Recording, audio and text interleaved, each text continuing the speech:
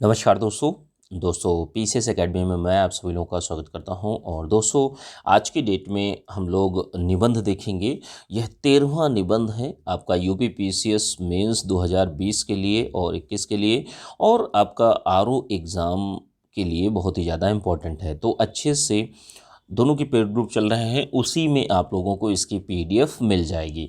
इस निबंध को, जैसे जो आज का निबंध है, निबंध भारत की धर्मनिरपेक्ष संस्कृति के बारे में आपको निबंध लिखना है। अब देखिए, निबंध को लिखने से पहले ध्यान रखिएगा कि जो सावधानियां हैं उनको आप लोगों को ध्यान में रखना है कि जैसे जो ग्रामर की गलतियां हैं वो आपसे नहीं होनी चाहिए। जो इंट्रोडक्शन पार्ट है, बॉडी पार्ट है, कंक्लूजन पार्ट है, तो तीनों में एक एक कोटेशन, कविता, श्लोक, मूवी के गीत, बोल, और ओवरऑल में कहें तो प्रत्येक पेज में 2 कोटेशंस का, आप 2 लाइनों का, वक्तव्यों का, महान विचारकों की लाइनों का उपयोग करिए। इसके साथ में एक पेज में एक डायग्राम भी बनाइए। जो अच्छे शब्द हैं, जो अच्छे वाक्य हैं, उनको अंडरलाइन भी करने का प्रयास करिए। कुछ डेटा का उपयोग करिए, कुछ डायग्राम बनाइए।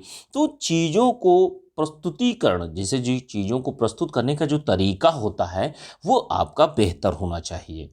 देखिए, चीज़ें वही होती हैं, आपको लिखनी होती हैं। और आपको जैसे मान लीजिए 13 गुना है या 18 गुना है, तो आप सोच कर देखिए, 13 गुना में 12 लोगों को और 18 गुना में 17 लोगों को। आप सोच कर देखिए, मिनिमम अगर 13 गुना भी मान लेते हैं तो 12 लोगों से बेहतर आपको उत्तर लिखना है। और वो चीज़ें कैसे आएंगी? वो प्रैक्टिस से ही आएंगी। तो आप लोगों को क्या करना है, अच्छे से चीज़ों की प्रैक्टिस करनी है, चीज़ों को लिखना है। और जितनी ज़्यादा प्रैक्टिस करेंगे उतना ही अच्छा रहेगा। यह 13वां निबंध है। भारत की निरपेक्ष जो धर्मनिरपेक्ष संस्कृति है उसके बारे में आप लोगों को बताना है। तो देखिए, भारत की धर्मनिरपेक्ष संस्कृति की जो एक पृष्ठभूमि है उसको हम लोग देखते हैं। सबसे पहले तो हम लोग प्राचीन काल से बात करेंगे। प्राचीन काल में देखिए, जो हमारा देश था, जैसे देश था, तो यहाँ पर कहा भी जाता है कि आर्य मध्य एशिया से आए, या अनेक विद्वानों के अनेक विचार हैं। तो होता क्या है कि भारत देश में अनेक धर्मों के लोग एक साथ मिलकर रहते हैं प्राचीन काल से। आज से ही नहीं, आर्य और अनार्य की बातें आप लोगों ने सुनी होंगी प्राचीन काल में। उसके बाद मध्यकाल आता है। उसके पहले ही, मध्यकाल से पहले ही आप बहुत सारे शासकों को भी देखेंगे कि जैसे कनिष्क है, विक्रमादित्य है, अशोक हैं।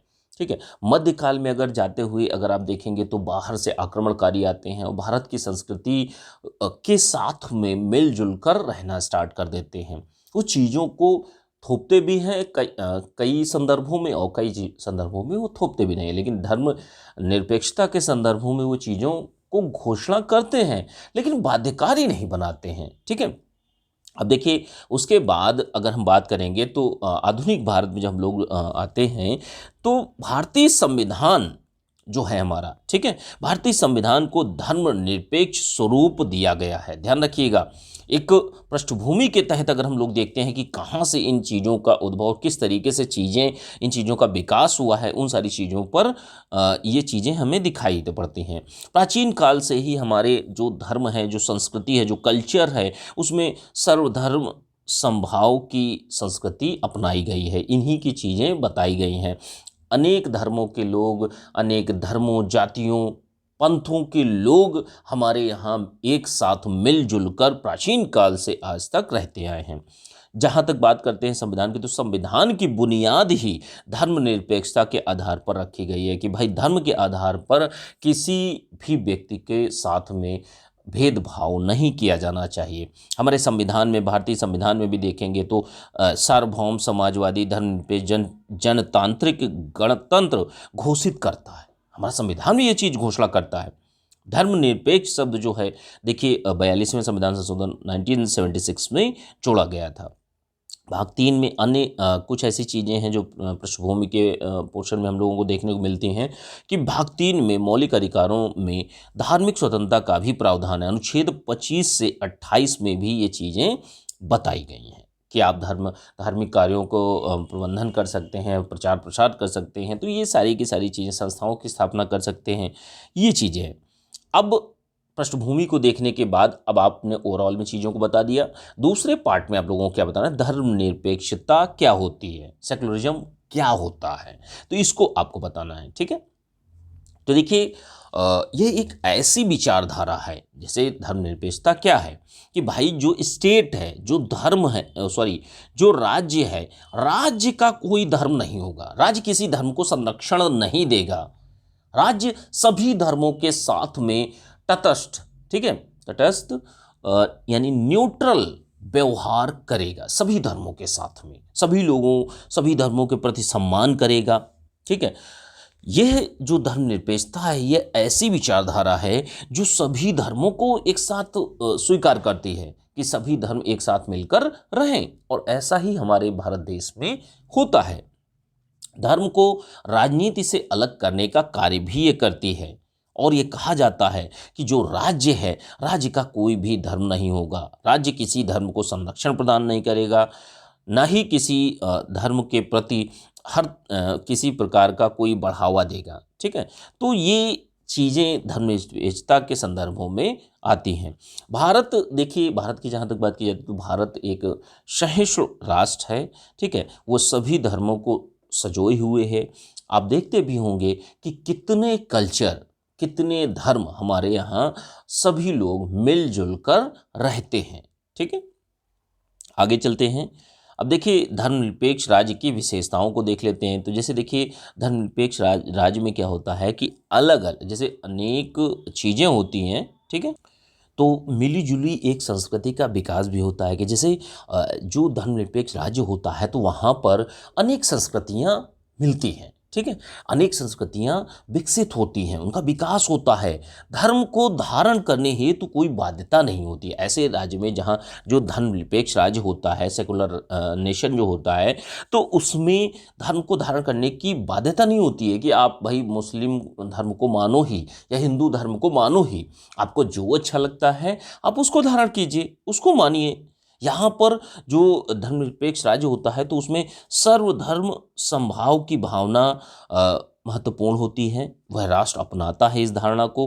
और जो यह राष्ट्र होता है धर्मनिरपेक्ष राज्य, तो यह धार्मिक रूढ़ियों से मुक्त होता है कि भाई जो एक पूर्वाग्रह जो होते हैं, धार्मिक रूढ़िवादिता जो होती है, इन सारी चीज़ों से मुक्त होता है। सभी धर्मों, जैसे जो धर्मनिरपेक्ष राज्य होता है तो वो सभी धर्मों को, जो स्टेट होता है, जो सरकार होती है, गवर्नमेंट जो होती है, तो वो सभी धर्मों को समान रूप से देखती है, सभी धर्मों को समान रूप से सम्मान देती है।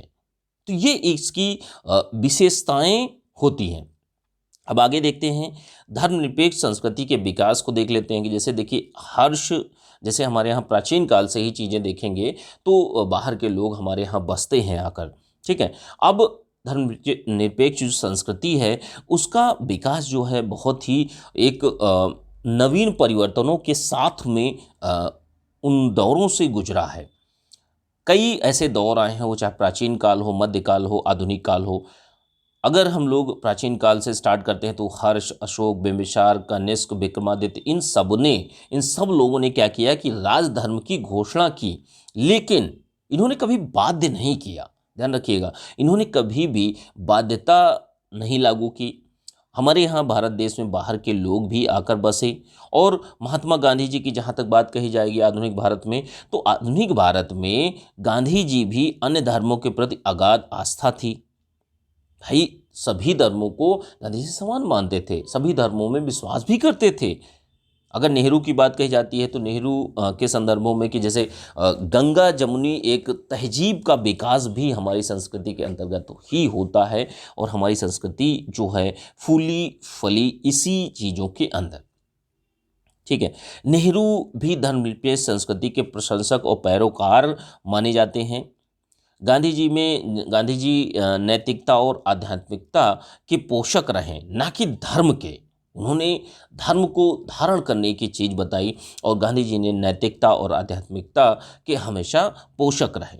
ठीक है, यानी हमेशा उन चीज़ों को बढ़ाते रहे, मानते रहे। सभी धर्मों के लोगों में एकता और एक बंधुत्व की भावना का भी प्रचार प्रसार किया अपने प्रयासों से। और जहाँ तक हम लोग जो हमारी संस्कृति है वो एक नवाचारी परिवर्तनों के समय समय पर गुजरी है। ठीक है, परिवर्तनों से समय समय पर गुजरी है कि जैसे चीज़ें वही थी, ठीक है।